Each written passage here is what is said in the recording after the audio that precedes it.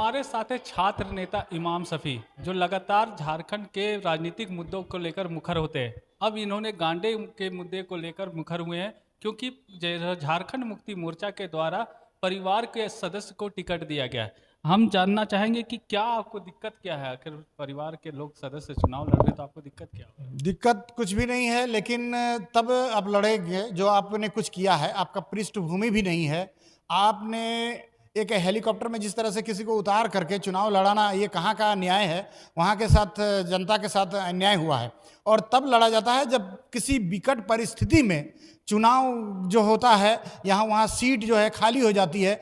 आपने तो एक पहले विधायक चुना हुआ था जनता द्वारा 5 साल के लिए, डॉक्टर सरफराज अहमद को। तो हम लोग सवाल कर रहे हैं, हम लोग विरोध नहीं कर सकते हैं, हम लोग संवैधानिक ढंग से सवाल कर रहे हैं। और ये सवाल जनता कर रही है, गांडे की जनता कर रही है, ठगा हुआ महसूस कर रही है। उसके सीट को छीना जा रहा है, उसे टिकट एक मिलता नहीं है और उस ऊपर से और एक सीट को छीना जा रहा है जेएमएम परिवार द्वारा। इसलिए वहां पर विरोध हो रहा है, क्योंकि उसको हम लोग क्यों चुनाव करेंगे? क्या वोट किए? कल्पना सोरेन, क्या उसका चेहरा देकर वोट देंगे? क्या वो हेमंत सोरेन जी की पत्नी है इसलिए उसको वोट करेंगे? उसको वोट नहीं करेंगे। हम लोग वहां एक मजबूत कैंडिडेट दूसरे को हम लोग सपोर्ट करके उसको चुनाव में जिताएंगे। और रामगढ़ में जिस तरह से इंडिया गठबंधन के कैंडिडेट को हम लोगों ने हराया था, तमाड़ में हम लोगों ने शिबू सोरेन को, जिस मुख्यमंत्री रहते हुए उनको हराया गया था, तो उसी तरह वही कहानी अब इतिहास को दोहराने के लिए हम लोग गांडे के मैदान में उतरने वाले हैं। क्या दिक्कत है? क्योंकि झारखंड मुक्ति मोर्चा झारखंड में अपना सरकार चला रही है और अच्छी सरकार चला रही है। जो स्थानीयों के मुद्दे थे उसको लेकर चली। कई ऐसे मुद्दे थे जैसे 300 क्या बोलते हैं, गड़बड़ा गए, राजनीति के जो मुद्दे थे उसको लेकर विधानसभा से पास कराने का काम किया, ओबीसी को आरक्षण देने का काम किया। लेकिन उसके बावजूद आप लोग विरोध कर रहे। परिवार के सदस्य, क्योंकि वो किसी कारणवश उन्हें जेल में जाना पड़ा, उसके बाद उनके परिवार के लोग सामने आए, मुख्यमंत्री का पद एक सामान्य नेता को दिया गया। ऐसे में कैसे आप लोग विरोध का सोच सकते हैं? बिल्कुल, विरोध जो है ना, एक बात पे नहीं है, कई कारण है। पहला कारण सबसे कि जेएमएम सरकार द्वारा कोई भी परिवार पे नहीं हो रहा तो भी हम लोग विरोध इसलिए करते क्योंकि जेएमएम सरकार और कांग्रेस का महागठबंधन का ये जो सरकार, इंडिया गठबंधन का सरकार, लगभग 5 साल पूरा होने वाला है झारखंड में। तो ये झारखंड में 5 साल होने वाला है, लेकिन आपने कौन सा वादा पूरा किया? क्या आपने 5 लाख लोगों को नौकरी दिया? नहीं दिया। आपने रोजगार पर काम किया, जेपीएससी में सुधार किया, जेएसएससी में एक भी नियुक्ति ले पाए? सब में तो पेपर लीक हो जा रहा है, सब में तो करप्शन हो रहा है, सब में भ्रष्टाचार हो रहा है, सारे सीटें बिक रही है। हम लोग गलती बता रहे हैं। जेपीएससी में अभी उसको आपने आनंद फानन में एग्जाम ले लिया। जेपीएससी का आपने सुधार का वादा किया था, आपने बोला था कि आवास देंगे, बिजली फ्री देंगे, किसानों के लिए ऋण माफ करेंगे। तमाम प्रकार के वादे अधूरे रह गए हैं। तो सवाल करना हमारा लिए लाजमी है, हमारा कर्तव्य है, और ये सवाल तो बनता है। और गांडे उपचुनाव में इसका जोड़ करके हम लोग उसका सूद मूर वहां पर वसूल करेंगे। अभी चुनाव में उतरने की तैयारी में?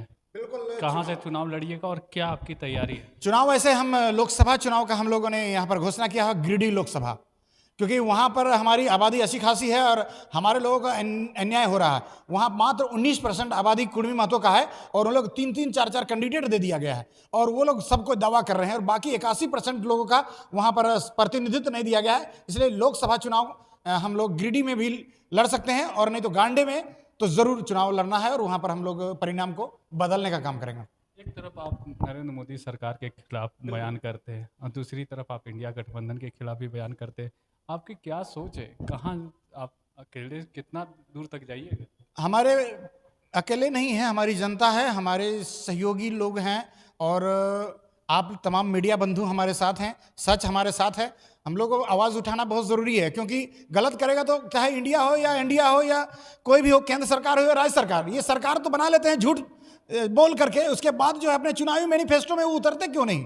वो डाइवर्ट करते हैं, धर्म के राजनीति करते हैं, और वो क्या करते हैं कि रोजगार मुद्दा गायब हो जाता है, चिकित्सा का मुद्दा गायब हो जाता है, शिक्षा का मुद्दा गायब हो जाता है, जो मूलभूत लोगों को जरूरत चीज़ है उसका गायब कर दिया जाता है। इसीलिए हम लोगों को बाध्य होकर विरोध करना पड़ता है। सर, अभी तो धर्म के ही मुद्दे को लेकर चल रहे हैं।